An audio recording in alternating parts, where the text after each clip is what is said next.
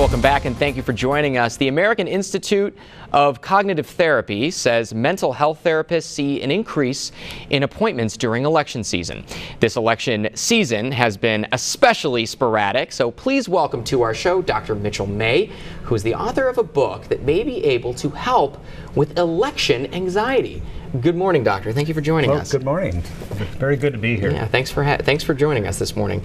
So talk a little bit about this and what you've been seeing lately. Well, sure. You know, about every 4 years during presidential election time, therapist offices start filling up. But it's not just therapists. It's also general medical doctors also start filling up with anxiety-related disorders, cardiovascular symptoms, heart palpitations, that sort of thing, digestive disorders also. And it's due to kind of a widespread anxiety that occurs when especially in this particular election where there's quite a bit of contrast between the candidates. So people get very emotional about that, and so we'll see the anxiety rise.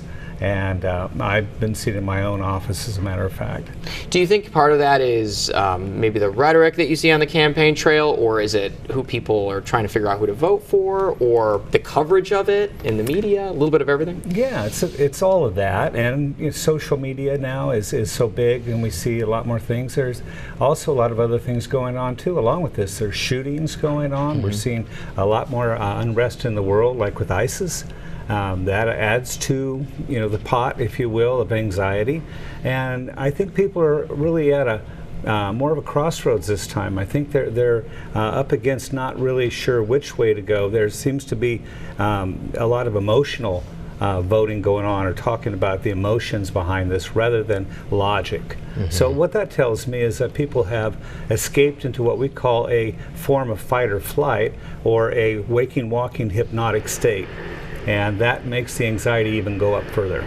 Would you agree that a lot of that anxiety is subconscious, that people aren't really aware of what's causing that anxiety, or are people somewhat aware? Oh, absolutely. No. It's very unconscious for the most part. In fact, when we escape into fight or flight, that's a survival mechanism that's hardwired into us from caveman days. And that's when we get overloaded with too much information, too fast.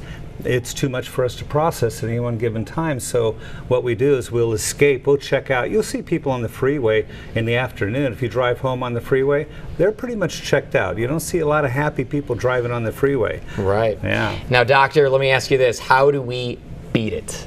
Well, I have a process called that, actually BEAT, and the B stands for belly breathe, or breathe, if you will. And so I have people stand up or lie down and breathe deep into the belly so they get a full breath of air and then release. What this does is offset the carbon dioxide that's in the body. Most people are walking around being shallow breathers, so they develop carbon dioxide buildup or oxygen debt. And then that'll put us into overload as well, and that puts us into fight-flight again.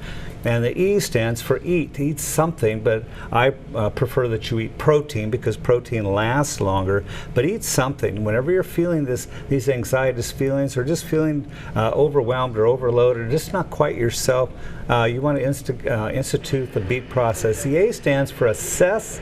Assess your mental emotional state. Assess whether or not there's an immediate threat. Why are you feeling the way you're feeling? Is there some reason for it? If there's not, you know that there's a subconscious conditioned programming running of some sort. And then T is take action. Take action if you're driving your car and you can't take a walk around the block, or you can't take a nap driving your car. You can do a thing called tapping. My wife and I in our seminars teach emotional freedom technique, which is a tapping technique where you tap on acupuncture points in the face area here, under here, and so forth. And what this does is it sends a message to the part of the brain, the amygdala, that puts us into fight, flight, and tells it to calm down. It's okay, we're in control. And that'll just bring the anxiety right down. At the very least, eat something and breathe.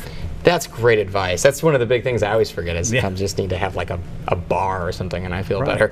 Yeah. So where can people get this book? This sounds great. Well, you can get it wherever books are sold. Of course, Amazon and Barnes & Noble, but any of your booksellers, you can ask them to order it. It's available everywhere. Doctor, thank you so much for coming on the show. I'm definitely going to check it out.